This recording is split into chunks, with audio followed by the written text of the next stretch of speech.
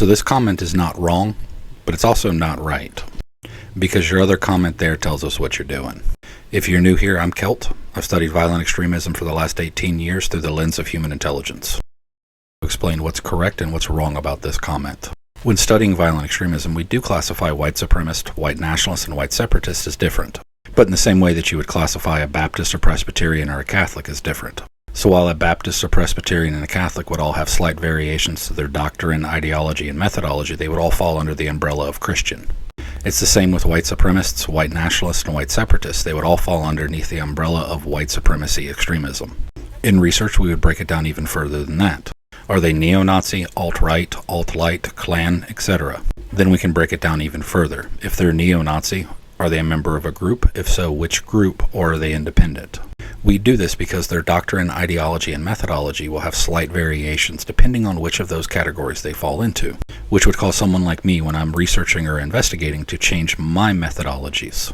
The interview or interrogation of a Klan's member would be slightly different than one of a neo-Nazi. Kind of like if I was trying to discuss religion with a Catholic or a Baptist, the conversation would go differently, and the things that I would bring up and ask would be different.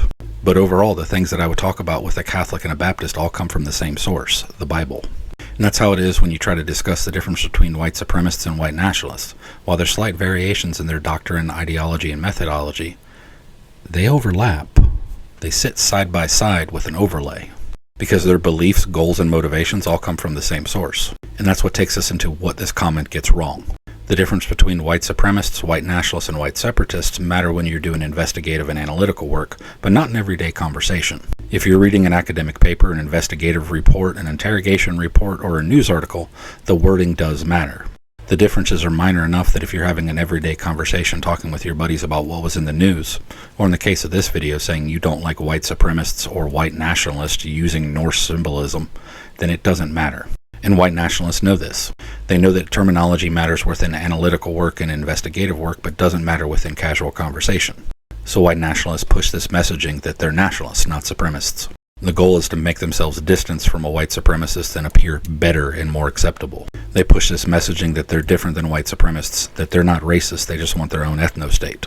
Even though their belief comes from the exact same source as a white supremacist, and they both still fall underneath the white supremacy extremism umbrella.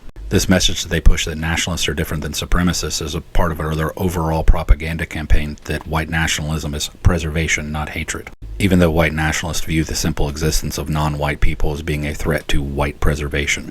But in summary, yeah, there is a difference between white supremacists and white nationalists, but the only people who really actually care about that are researchers, investigators, or white nationalists.